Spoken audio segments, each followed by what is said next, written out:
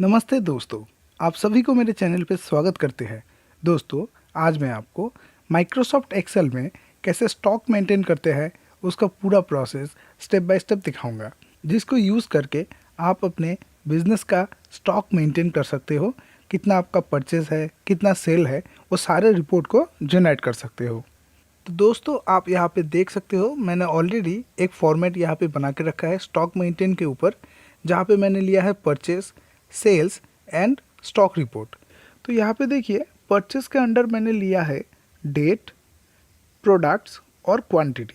मतलब कि जब भी कोई आइटम आप परचेज करोगे तो इसके लिए सबसे पहले आपको यहाँ पे डेट डालना है, उसके बाद प्रोडक्ट का नाम और उसके बाद आपको क्वांटिटी यहाँ पे ऐड करना है। और एकदम सेम ही आपको सेल्स में भी सेम ही काम करना है, डेट फिर प्रोडक्ट्स और क्वांटिटी को ऐड करना है। जैसे कि मैंने यहाँ पे ये सारे प्रोडक्ट को यहाँ पे ऐड किया है, ऐसा ही प्रोडक्ट आप यहाँ पे परचेस करोगे, प्रोडक्ट के नाम पे आपको परचेस में लिखना होगा और डेट आपको मेंशन करना होगा।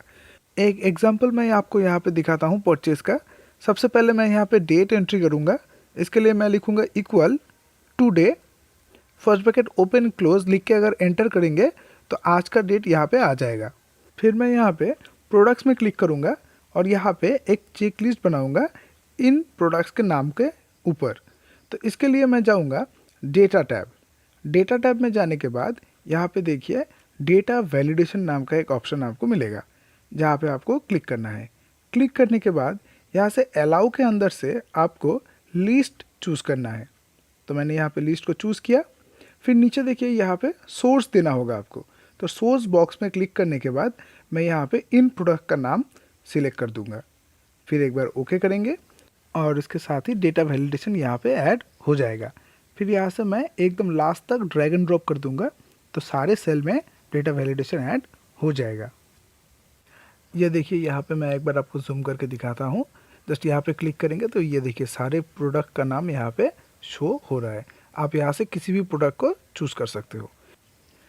यहाँ पे परचेस के अंडर जो मैंने डेटा वैलिडेशन यहाँ पे प्रोडक्ट में ऐड किया है, वैसा ही फॉर्मूला मैं सेल्स में भी ऐड करूँगा।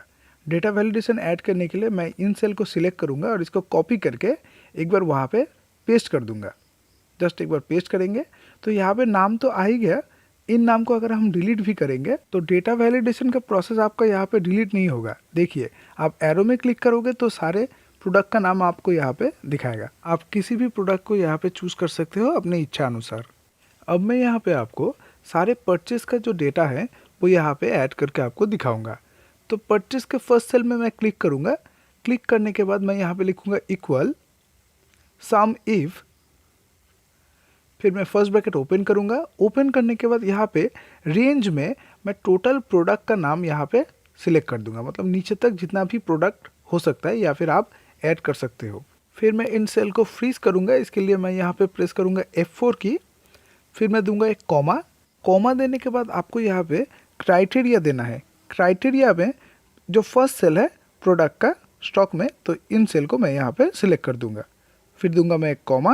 कॉमा देने के बाद अभी साम रेंज में मेरा क्वांटिटी जो है, क्वांटिटी का शुरू से एकदम लास्ट तक इन सेल को मैं यहाँ पे सिलेक्ट कर दूंगा। फिर इनको भी मैं करूँगा फ्रीज। इसके लिए मैं प्रेस करूँगा F4 की। फिर मैं ब्रैकेट को क्लोज करूँगा। क्लोज करने के बाद एक बार एंटर प्रेस करूँगा। तो यहाँ पे देखिए अभी सैमसंग का परचेज 0 आ रहा है, क्योंकि मैंने अभी तक सैमसंग का कुछ भी प्रोडक्ट परचेज नहीं किया है। दैट इज़ वाई यहाँ पे 0 आ रहा है। अब मैं यहाँ पे इन सारे सेल में सेम फार्मूला ड्रैग करके अप्लाई कर दूंगा। तो यहाँ पे फार्मूला ऐड हो गया है। और यहाँ पे देखिए मैंने परचेस में इंडेक्स में अगर कुछ परचेस करते हैं, जैसे मैंने यहाँ पे 70 पीस परचेस किया है, तो ऑटोमेटिकली स्टॉक रजिस्टर में परचेस में वो ऐड हो जाएगा। ये देखिए एकदम ऐसे ही मोटरोला का कुछ मोबाइल अगर हम परचेस करते हैं तो यहाँ पे मैंने 25 पीस लिखा है, तो ऑटोमेटिकली देखिए मोटो में 25 ऐड हो गया है। मैं यहाँ पे फिर से इंटेक्स का परचेस करूँगा। मैंने यहाँ पे इंटेक्स को सिलेक्ट किया है और यहाँ पे मैं 30 पीस लिख दूंगा। तो ऑटोमेटिकली देखिए इन दोनों का एडिशन यहाँ पे ऐड हो जाएगा स्टॉक रजिस्टर में परचेस में। ये देखिए, तो आप यहाँ पे जो भी चीज़ परचेस करेंगे, मतलब परचेस में एंट्री करेंगे, तो ऑटोमेटिकली स्टॉक रजिस्टर में ऐड होता जाएगा। अब मैं यहाँ पे इन डेट को थोड़ा अपडेट कर दूंगा। जस्ट यहाँ पे क्लिक करके आप ड्रैग एंड ड्रॉप कर सकते हो, तो सेम डेट यहाँ पे ऑटोफिल हो जाएगा। अब मैं यहाँ पे सैमसंग को परचेस करूँगा और यहाँ पे जो क्वांटिटी आप लिखेंगे तो वो ऑटोमेटिकली स्टॉक रजिस्टर में परचेस के अंडर अपडेट होता जाएगा। अब मैं यहाँ पे आपको सेम प्रोसेस फॉलो करके सेल रजिस्टर भी बना के दिखाऊंगा।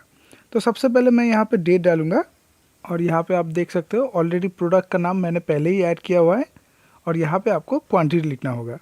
तो जो भी चीज़ आप यहाँ पे अपने दुकान से सेल करेंगे तो वो आपको यहाँ पे ऐड करना है। और अभी हम सेल रजिस्टर को यहाँ पे ऐड करेंगे।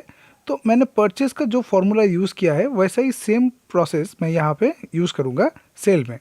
यहाँ पे फिर से मैं लिखूँगा इक्वल सम इफ, फिर मैं ब्रैकेट को ओपन करूँगा और यहाँ पे रेंज में प्रोडक्ट में जितने सारे सेल्स हैं इन सारे सेल को यहाँ पे सिलेक्ट कर दूँगा। फिर मैं इसको फ्रीज करने के लिए F4 प्रेस करूँगा, फिर एक कॉमा देना होगा। कॉमा देने के बाद क्राइटेरिया में आपको जो फर्स्ट सेल है प्रोडक्ट का स्टॉक रजिस्टर में उसको आपको चूज़ करना है। फिर एक कॉमा देंगे। कॉमा देने के बाद सेल्स में क्वांटिटी का जितना सारे सेल है इन सारे सेल को यहाँ पे सिलेक्ट करेंगे। सिलेक्ट करने के बाद इसको फ्रीज करने के लिए F4 प्रेस करेंगे और ब्रैकेट को क्लोज करके एंटर प्रेस करेंगे। फिर यहाँ पे देखिए सेल में 10 आ गया है। तो मैंने सेल किया था सैमसंग का 10 प्रोडक्ट, तो इसीलिए सेल्स रजिस्टर में देखिए वहाँ पे 10 यहाँ पे दिखा रहा है सैमसंग का। ठीक है, अभी मैं यहाँ से बाकी सारे को स्क्रॉल करके फिलअप कर दूंगा। तो ये हो गया, बाकी सारे में अभी फार्मूला ऐड करना। तो मैं आपको यहाँ पे कुछ और प्रोडक्ट सेल करके दिखाता हूँ। मैंने यहाँ पे डेट को ले लिया। अब प्रोडक्ट को चूज़ करेंगे, आप कोई भी प्रोडक्ट यहाँ पे चूज़ कर सकते हो। मैंने यहाँ पे इंटेक्स को चूज़ किया और क्वांटिटी पे मैंने लिखा है 10, मतलब कि मैंने 10 पीस इंटेक्स का मोबाइल सेल किया है। तो यहाँ पे आप देख सकते हो परचेस में मैंने पहले ही इंटेक्स का 70 और 30 मतलब कि कुल मिला के 100 मोबाइल को परचेस किया था।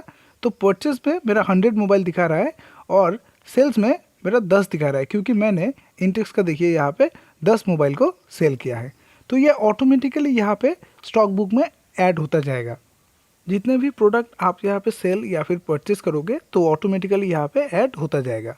अब मैं यहाँ पे आपको स्टॉक निकाल के दिखाऊंगा। तो स्टॉक निकालने के लिए परचेस से सेल को अगर हम माइनस करेंगे तो स्टॉक निकल आएगा। तो स्टॉक निकालने के लिए हम यहाँ पे सबसे पहले देंगे इक्वल साइन, फिर परचेस के फर्स्ट सेल में क्लिक करेंगे, माइनस साइन देंगे और सेल के फर्स्ट सेल में क्लिक करके इसको सिलेक्ट कर देंगे। उसके बाद करेंगे एंटर। एंटर प्रेस करने के साथ ही टोटल स्टॉक यहाँ पे आपको दिखाएगा। बाकी को कैलकुलेट करने के लिए आपको ड्रैग एंड ड्रॉप यहाँ पे यूज़ करना है। तो ये देखिए टोटल परचेस से सेल को निकाल के जो स्टॉक है वो यहाँ पे दिखा रहा है। अब मैं आपको यहाँ पे रिमार्क्स में एक मैसेज ऐड करके दिखाऊंगा। अगर आपका स्टॉक बिलो 5 हो गया, मतलब कि 5 के नीचे अगर जाता है आपका स्टॉक रिपोर्ट, तो एक अलर्ट आएगा जहाँ पे लिखा होगा प्लीज़ अपडेट स्टॉक। तो उसको देख के आप अपने हिसाब से स्टॉक को अपडेट कर सकते हो। तो इस अलर्ट को ऐड करने के लिए मैं रिमार्क्स में जाके लिखूंगा equal if, first bracket open करने के बाद मैं यहाँ पे स्टॉक के सेल को सिलेक्ट करूँगा, लेस देन इक्वल 5।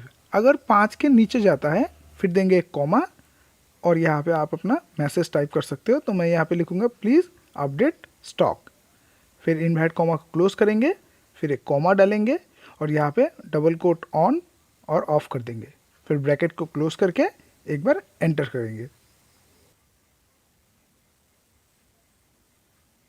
एंटर करने के साथ ही देखिए यहाँ पे फॉर्मूला तो ऐड हो गया, लेकिन रिमार्क्स में कोई भी अलर्ट नहीं आया, क्योंकि यहाँ पे आप देख सकते हो स्टॉक में अभी तक 5 या फिर 5 के नीचे नहीं आया है स्टॉक पहले वाले सेल में, इसीलिए मेरा अलर्ट यहाँ पे नहीं आया है। अब मैं ये फॉर्मूला बाकी सेल में भी ड्रैग करके फिल कर दूंगा। फिल करने के साथ ही यहाँ पे देखिए जितने जितने सेल में 0 है तो वहाँ पे ऑटोमेटिकली अपडेट योर स्टॉक दिखा रहा है। इसको मैं सिलेक्ट करके इसका साइज़ को थोड़ा छोटा कर दूंगा। होम टैब से फॉन्ट साइज़ को थोड़ा छोटा कर देंगे तो ये देखने में अच्छा लगेगा। तो यहाँ पे आप देख सकते हो मेरा परचेस था 45 और स्टॉक में अभी मेरा 35 है। तो इसीलिए मेरे यहाँ पे रिमार्क्स में प्लीज़ अपडेट स्टॉक नहीं आया, क्योंकि यहाँ पे बाकी सारे प्रोडक्ट मैंने परचेज नहीं किया है, 0 है। दैट इज़ वाई वहाँ पे वो अलर्ट आपको दिखा रहा है। अब मान लीजिए मैंने यहाँ पे सैमसंग के मोबाइल को फिर से एक बार सेल कर दिया और उसका मिनिमम क्वांटिटी मैं 5 के नीचे अगर लेके जाता हूँ तो यहाँ पे ऑटोमेटिकली अपडेट योर स्टॉक दिखाएगा। तो मैंने यहाँ पे डेट को ले लिया, फिर मैंने यहाँ पे सैमसंग को चूज़ कर दिया और मैंने यहाँ पे क्वांटिटी में 30 पीस और सेल कर दिया। तो यहाँ पे देखिए स्टॉक में मेरा ऑटोमेटिकली 5 आ जाएगा और रिमार्क्स में प्लीज़ अपडेट स्टॉक अलर्ट आपको दिखाएगा। ये देखिए सैमसंग का टोटल मोबाइल मैंने परचेस किया था 45 पीस और मैंने सेल किया है 40 पीस और स्टॉक में अभी 5 पीस मेरा है अवेलेबल, इसीलिए मेरे को यहाँ पे प्लीज़ अपडेट स्टॉक अलर्ट दिखा रहा है। अभी आप यहाँ पे देख सकते हो इन दोनों का स्टॉक अभी तक 5 के नीचे नहीं आया, दैट इज़ वाई यहाँ पे कुछ अलर्ट नहीं आया है। मैं यहाँ पे आपको पूरा प्रोसेस 1 बाय 1 फिर से एक बार दिखाऊंगा। तो सबसे पहले मैं यहाँ पे सेमी डेट में पोको का 10 फ़ोन परचेस करूँगा। तो मैंने यहाँ पे 10 फ़ोन परचेस किया है।